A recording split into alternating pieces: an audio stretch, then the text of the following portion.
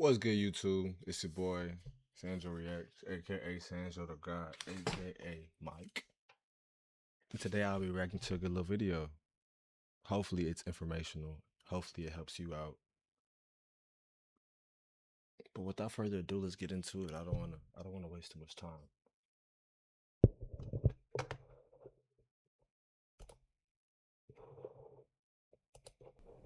YouTube and Patreon, it's January 2nd. Happy New Year. We can't really say this for too much longer, but I thought this This is your sign to quit corn for 2026. video was going to be important because this is how I went from broke to rich in 3 months. That's I what did he's this 4 talking years about. ago, and I'm about to repeat this exact same system. So I want to document this now, and I can look back on this video and say, I told you so. These steps are not revolutionary. The information is out there, but I think it's going to be really valuable if you see how I explained it in my thought process, how I really went through the steps to get to the level that I'm at now. The first step is quitting porn. I put goon here because that's what people like to say now, but it's a really obvious one. I think it was more popular to say a couple years ago, and now you see Grok and AI, people are undressing girls, telling Grok to put them in a bikini and put donut glaze all over them. It's disgusting that AI has so quickly just turned into something that people goon with, but that's what happens when you give people the amazing tools that the internet and computers and phones have to offer. They just jerk off with it.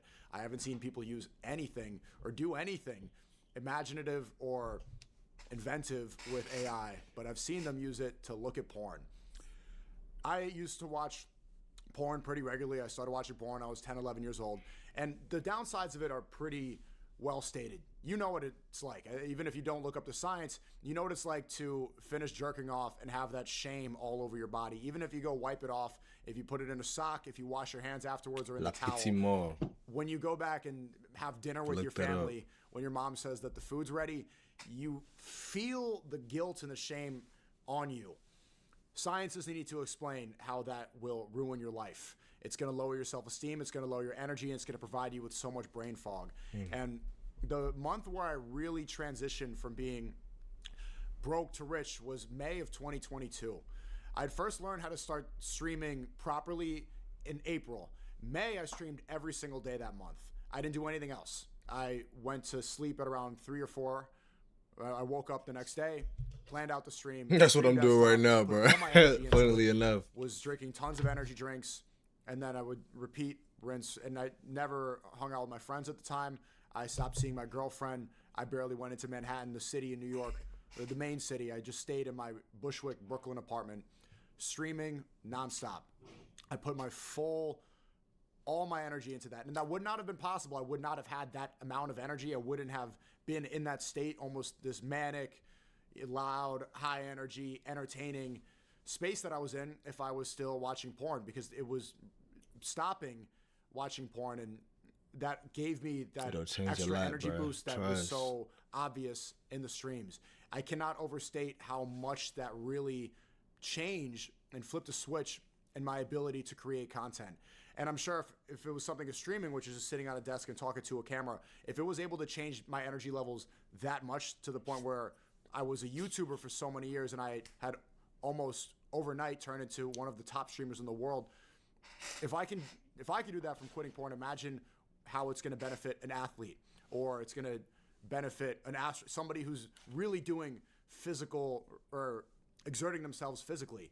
And I'm sure that this could apply to anything else where you're using your brain. If you have extra energy, if you have that extra edge, you're able to see what you're really capable of. And I didn't know beforehand. I did not know that I would be able to elicit that sort of energy on stream.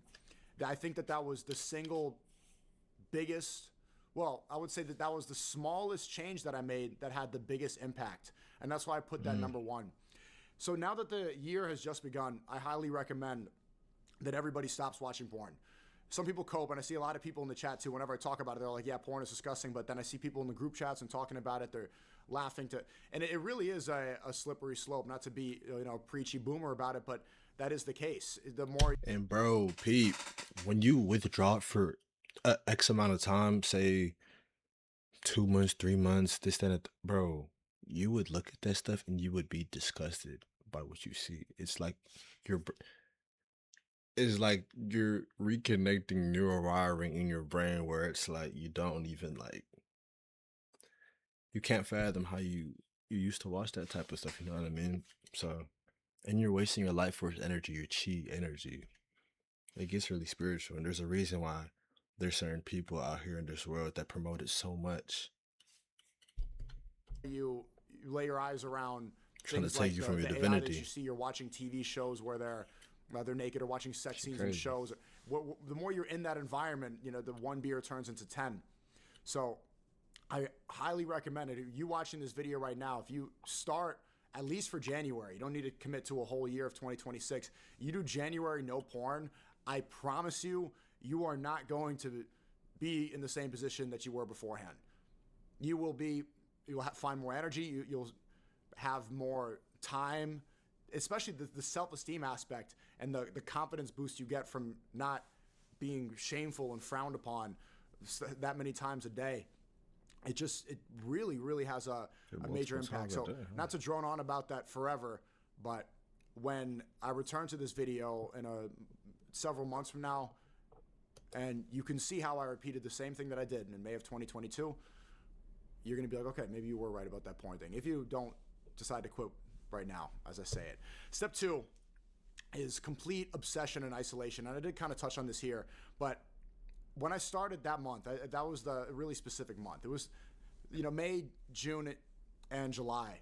I think that those were the biggest change. Those 3 months are really definitive of my financial status changing. And to talk about my personal situation with that, bro, I used to watch it, I won't say, bro, a lot when I was younger. And then just now coming off my last semester is when I completely went cold turkey. Like I stopped wasting my energy, which is essentially what it is. You're depleting of your body of your resources. Because when you actually look at what's inside of your it's essential minerals that rebuild your body and your brain. It's basically cerebral spinal fluid. So if you keep on depleting that, what do you think that's doing to your brain? You're atrophying your brain and then playing football at the same time. So I'm getting CTE from practice, and at the same time bro. So once you make that shift, bro, that's why I feel like I'm on the precipice of something big right now. With whatever I do in life, it's like, let's get into it. I'm gonna rewatch this video when I'm like money, which is a separate subject for in another 4 video. months and see The where I'm idea at. of how to develop an abundance mindset, how to fly first class so that you understand what's in front of you, understand what's out there, and then you don't really want to go in economy ever again. That's a separate video. But in those 3 months, I had complete obsession it's our birthright with my craft and what I wanted to do. So I'm a guy who likes to socialize a lot. I'm very extroverted. I have a lot of friends. I'm in New York City. People always want to go outside. My friends from school are here. There's lots of women around. There's always clubs. There's always parties. There's always something to do. And almost overnight, from April to May, on May 1st, I just was completely obsessed. I was dating a girl at the time, and I pretty much she got in a fight with me, and I just cut her off. I just stopped because I realized how much time and energy I was wasting on communicating with her. It was about 30% of my day. So many of that was arguments, so many texts and FaceTimes and wondering what she's doing, and she's mad at me for this and mad for that. As soon as I was able to cut that out, I had that much more time in my day. I think it's extremely valuable to dedicate a month with complete obsession and isolation. It's going to be a whole lifestyle change. You're not going to be able to see your family as much. You're not going to be able to see your friends as much. You are going to feel weird because you don't get to let off steam after a long day of work. But if you dedicate a month with that complete obsession and isolation, you will see the amount of work, the amount of output that you're able to achieve. I think 1 month full of obsession and isolation towards work, you'll accomplish more than most people do, not only in their whole lifetimes if you do it properly, but most high-functioning people are able to accomplish in a year from that full month. And then what I did is after a full month of only doing streaming, full full focus. I spent all of June traveling Europe. I went all over the continent. I went to different, and that was to detox in a sense and get a different perspective and be able to reset, because I knew if I kept on going with that obsession, isolation, that full manic mode, I wasn't going to be able to sustain. So then in that 3-month period, I told myself that was going to be my cycle, almost like a steroid cycle. 1 month full on obsession, isolation, only work, and then a month of travel to reset, to get a new perspective, to find new things to talk about, to have experiences. Because one thing is about streaming and doing this type of content, if you don't have any experiences, you have nothing to talk about. Then you're just some asshole with a camera and a microphone, and nobody wants to hear what you have to say because you have nothing to base it off of. And then so it'd be May, and then June, and then July. I went all the way back in, and I did that for several months, and then eventually things got complicated when I got banned.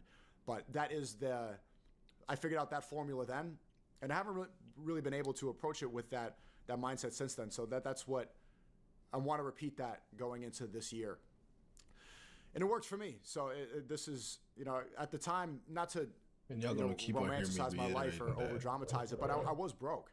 At the time, before I started streaming there, if you look at April 30th compared to May 1st, 2022, I had $250,000 in student loan debt, not just for myself, but for my siblings.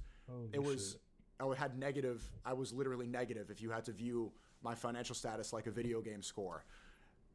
I had an apartment, but I didn't own anything. I had a Dodge Charger. It was about $20,000. I had nothing. I didn't really. That was it. And especially having that negative balance, it's like when you really view it from an objective standpoint, like an accountant would, I'm a failure. And really quickly, I was able to pay off that debt, get a better apartment. And one of the smartest decisions I made was to move to Miami before the end of the year. And I was able to save a lot of money on taxes because Florida does not have state income tax the way New York City does. Or the New York State does. I would never live in New York. Oh my God. So, and that was, it really is impressive how quickly I was able to turn that around. So if you think about it, in April, or towards the end of April, beginning of May, I was $250,000 in debt, including my debt and my siblings. And peep how they put a democratic socialist in New York now. You can kind of see the agenda that they have at play. When I mean but they have at play, I'm talking about the system itself, because New York City is the biggest city in America, the richest. That's where Wall Street is. So you kind of see the inner workings and what they're trying to start pushing out. Siblings, and by the end of the year, I was. Because the Democratic Party is really cooked right now. You have the extreme left, the far left, and I wouldn't even call them a real socialist, but the far left is what's going to start taking over the Democratic Party if they want any type of a millionaire, not a multi-millionaire, but a low. But we all know. I won't say we all know. It's a one-party system. It's a republic. Had low 7 figures, and so I'm not sure how many people have turnaround stories like that. And I was used to that lifestyle. I was used to making that much money every month. I was used to, my Patreon was doing very successful then. I wasn't making a lot from AdSense, but I had built the systems to basically treat this like a job, which goes into my next point, is to build systems that work for you, build systems that are bigger than what you can visualize now. That's the problem that you've always seen me touch on, is the issue of having a safety net. So I had built systems with Patreon and with my AdSense routines where I was making around like $8,000 to $10,000 a month, and that's before I'm paying for my rent and before all my expenses, before you hire a cameraman or an editor or all this. So I wasn't really taking home that much money, but it was just enough money in my early 20s where I felt like I was doing well. And comparatively to my peers, they were still either finishing school or in internships or working slave wage jobs that they despised. I was doing what I wanted and making more money than all my peers. Of course, I'm going to think I'm successful, but viewing it from an actual perspective of somebody who's made it from an objective financial perspective, I was still a failure. Then I realized how to build systems that were exponential growth. Beforehand, the systems I had built had been like, even though I would look down in a way or feel superior to people who are working wage jobs, that was what I turned. My systems were essentially turning me into a wage slave. I wasn't expanding. There was no exponential growth. There was no real ceiling that I had even hit. It was just enough to where I felt comfortable where I was at. When I started to build systems that were working for me, and especially the system was my clipping system and the creativity kit at the time, where I was teaching people how to make content and how to clip. That was extremely successful. People were really happy about that, and it was starting to work for itself. And people were clipping up my content because they got commission, and so it was just nonstop growth. Every day I was seeing more growth than I had seen in maybe several months before I had built systems, when I was just simply making YouTube videos. So what I learned in this time is how to, this common advice is that people say, make your money work for you. But I would think of it better in terms of exponential system, kind of like a family tree. That's the way that I visualize it, where you see the great-grandfather and then the two children he has, and then there's the grandparents, and then it keeps on spreading from there. If you have, so say the great-grandfather is the stream content. So the stream, I would stream for maybe 4 hours. But in the 4 hours, I would react to 5 videos, and then all 5 of the videos that I reacted to, I would then cut them up and then upload them all on YouTube. And now each of those 5 videos, I'm making ad revenue on. Not only that, if I premiere the videos, people were super chatting in. So then you have 5 videos, and then you upload them sporadically throughout the day. So people are always watching. There's always something to see of my content. And then you could promote your stream. Now, say they like the video that they just watched of the stream from the night before. Now that you promote the stream from tonight, and now more people are seeing it. Not only that, not just the reaction videos, but the TikToks, especially. That was when TikTok was huge and uncensored, unfiltered back then. I would get maybe potentially 50 TikToks from one stream. So after doing this for 2, 3, 4 weeks, everything is just, all of it is funneling right back to you. All you're really responsible for is making the original stream, the original cake. After that, because that's essentially what I'm doing right now, but it all ends up funneling right back, and before you know it, you just look and you're like, what the fuck just happened? When everything comes back, only with the right systems is possible. And I'm sure that this analogy works for any other sort of business. If you get your creation to work for you, you get your output to all drive back to the original source. It becomes too easy. Step 4 is the reminder that it's all your fault. I had this uncomfortable conversation and I'm going to have one of these uncomfortable conversations later today with my lead editor. So yesterday we were going over the YouTube algorithm and on my new 3rd channel, and he said something that was that I need to talk about him. I need to talk to him later today about this as well. He said, it's just the YouTube algorithm. So there were a lot of videos. We've been posting clips from my recent streams now that I'm back on YouTube. And he was saying, it's just the YouTube algorithm when they had low views. And this is exactly, that statement right there is exactly what was fixed when I worked with Mr. Beast. That was the most valuable lesson. Sorry, excuse me. When I worked with him, I realized that the YouTube algorithm is the best made algorithm on the internet. It works for a reason. And what separates it from the new sort of short form content that we're also used to digesting is that you have to choose to click on the video. Mm-hmm. So as long as your video is not somewhat entertaining, what's more important, if it doesn't have the right title and thumbnail, it's your fault for it not performing. It has nothing to do with the algorithm. And you blaming that external factor is you coping with the fact that you weren't good enough. It's your fault the video did not perform well. Either the title or the thumbnail wasn't good enough. Either they didn't work well together. Maybe it wasn't about the right trending topic. Maybe you didn't post it at the right time. Maybe the video wasn't entertaining enough. But most of the time, that's secondary. The main aspect is the title and thumbnail. And so you might not be YouTubers or streamers, but this advice applies to any sort of business. It's your fault. The systems, especially like the algorithms that exist in business and in the finance world, real estate world, they work for a reason. If you can't sell the house, it's not the housing market's fault. It's your fault for not being a good enough real estate agent. It's your fault for not pitching it properly. It's your fault for not listening on the right websites, for telling the people at the open house the right lie about the basement not getting flooded. It's your fault. Blaming it on the housing market is just stupid. If you don't apply take full accountability for all the results in business, you're one, coping, and two, gonna get lapped. So I did have this mentality before. I remember thinking that, like, oh, it's just the time. Oh, it's the YouTube's shitty. No. This has been meticulously worked on more than any other video sharing website. It works. It generates revenue.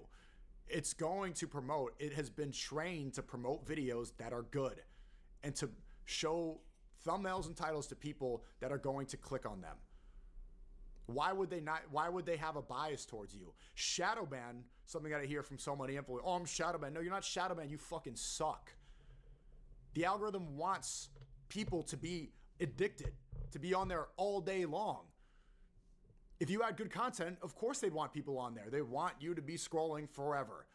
So if you're not putting something out there that's worth watching, they're not going to promote it. It's really that simple. If you don't drill that mentality into your head, you're going to fall behind. And later today, I need to have that uncomfortable conversation. I spent some time, I couldn't sleep for the past hour, and I was reviewing everything. I did a bunch of outlining. I'm going to have that conversation, and it's going to be frustrating, but it's going to be important and crucial, because if I cannot get that idea through, then I'm not sure that something's going to have to work out. I'm going to put the last point, the last one about repetition. I'm going to talk about that over on Patreon. Thank you for watching this video, and make sure to sign up for Patreon if you want all the self-help videos that I've been posting almost every day recently, my editing tutorials, and I'm doing a content review stream this weekend on either Saturday or Sunday, so you have almost 1 or 2 more days to submit your content. What a video. What a video.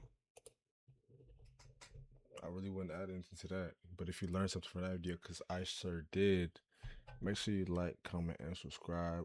Go to that page, like his video too. Subscribe to his page, because I'm sure he has some very nuanced perspectives on getting big on social media platforms, just like I'm trying to do. You know, if I don't achieve what he achieved from broke to rich in 3 months, doing those steps, well then I'll delete my channel. But I'm wishing y'all peace, love, and prosperity though. Peace.